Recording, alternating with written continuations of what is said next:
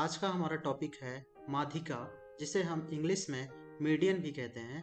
यह वीडियो गणित विषय के कक्षा 7 के लिए उपयोगी है। तो आइए जानते हैं कि इस वीडियो में हम क्या क्या सीखेंगे। इस वीडियो में हम जानेंगे कि आंकड़ों को किस प्रकार से व्यवस्थित करते हैं, आंकड़ों की माध्यिका हम कैसे ज्ञात करते हैं, साथ ही साथ हम माध्यिका से संबंधित कुछ प्रश्न भी हल करना सीखेंगे। आइए शुरू करते हैं। यहाँ पर आप देख सकते हैं कि 3 दोस्तों ने स्कूल में फ्रेंच टेस्ट दिया, जिसमें राज ने 31% अंक हासिल किए, वहीं जय 34% और साइमन 100% अंक प्राप्त किए। क्योंकि साइमन फ्रांस में बड़ा हुआ है इसलिए उसकी फ्रेंच अच्छी है और उसने 100% अंक हासिल किए। दोस्तों ने औसत माध्य 55% स्कोर किया। क्या यहाँ पर यह डेटा के प्रस्तुतिकरण के लिए औसत निकालना ठीक रहेगा? आइए एक और उदाहरण देखते हैं।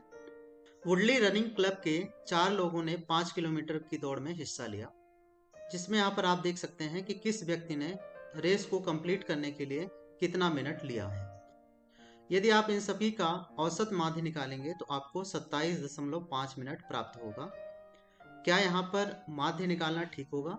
आप विचार करें। आइए एक और उदाहरण देखते हैं। 5 छात्रों ने विज्ञान विषय की परीक्षा दी और प्रत्येक को यह अंक प्राप्त हुए। आप यहाँ पर देख सकते हैं कि एक व्यक्ति को 121 अंक प्राप्त हुए, जो कि एक अति सीमांत मान है, क्योंकि बाकी के आप देख सकते हैं किसी को 38 मिला है, किसी को 45 मिला है, किसी को 19 मिला है और किसी को 42 मिला है। यदि आप सभी छात्रों का औसत निकालेंगे तो औसत माध्य यहाँ पर 53 होगा। यदि हम बिना सीमांत मान यदि 121 को निकाल देते हैं तो औसत आपको 36 प्राप्त होगा, जो कि बिल्कुल अलग है। यहाँ पर औसत माध्य के माध्यम से छात्रों के परिणाम को ठीक तरीके से व्यक्त नहीं किया जा सकता है।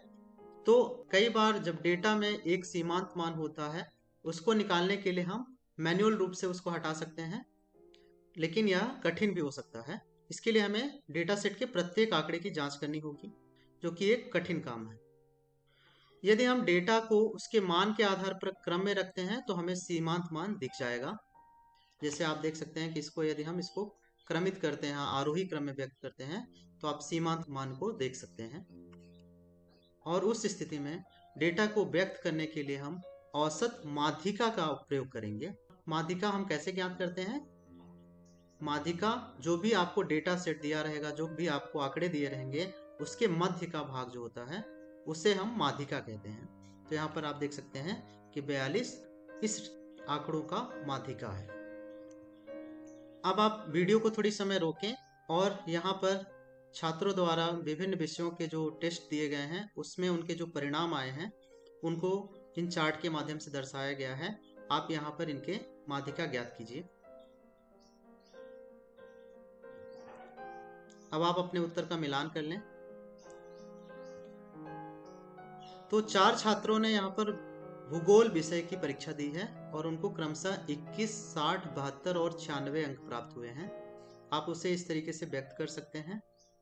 तो यहाँ पर आप देख सकते हैं कि आंकड़ों का मान सम संख्या में है। कुल यहाँ पर 4 आंकड़े दिए गए हैं जो कि एक सम संख्या है। उस स्थिति में हम माध्यिका ज्ञात करने के लिए बीच के 2 मानों का औसत निकाल लेंगे, तो उसे हम माध्यिका के रूप में व्यक्त कर सकते हैं। तो यहाँ पर हम 60 और 72 का औसत ज्ञात करेंगे, जो कि हमें 66 प्राप्त होगा और 66 इन डेटा सेट का माध्यिका होगा। आइए अब कुछ उदाहरण के माध्यम से देखते हैं कि किसी डेटा सेट की माध्यिका कैसे ज्ञात करते हैं। यहाँ पर आपको कुछ आंकड़े दिए गए हैं। सबसे पहले उन्हें हम देखते हैं कि क्या आंकड़े आरोही क्रम में हैं या नहीं। यदि नहीं है तो उन्हें हम आरोही क्रम में व्यक्त करेंगे। यदि आंकड़े आरोही क्रम में हैं तो उसका हम मध्यमान चुन लेंगे, जो कि यहाँ पर 8 है, इसलिए इसकी माध्यिका 8 होगी। अब आप इस उदाहरण को ध्यान में रखते हुए इस डेटा सेट के लिए माध्यिका ज्ञात कीजिए। अब आप अपने उत्तर का मिलान कर लें। आइए एक और उदाहरण देखते हैं। यहाँ पर आंकड़े आरोही क्रम में नहीं है, तो सबसे पहले इन्हें हम आरोही क्रम में व्यवस्थित करेंगे कुछ इस तरीके से, और उसके बाद हम मध्य मान चुन लेंगे, जो कि इसकी माध्यिका होगी, जो कि यहाँ पर 6 है। आइए एक और उदाहरण देखते हैं। इसमें हम आंकड़ों को आरोही क्रम में व्यक्त करेंगे। इसके बाद आप देख सकते हैं यहाँ पर आंकड़ों की संख्या सम है, इसलिए हम बीच के दो मानों का माध्य ज्ञात कर लेंगे जो कि 6 होगा। अब आप इस उदाहरण को ध्यान में रखते हुए इस डेटा सेट की माध्यिका जांच कीजिए। अब आप अपने उत्तर का मिलान कर लें। अब आप वीडियो को थोड़ी समय रोकें और इस तरफ दिए गए उदाहरण को ध्यान में रखते हुए दाहिनी तरफ दिए गए कुछ प्रश्नों को हल करने का प्रयास करें।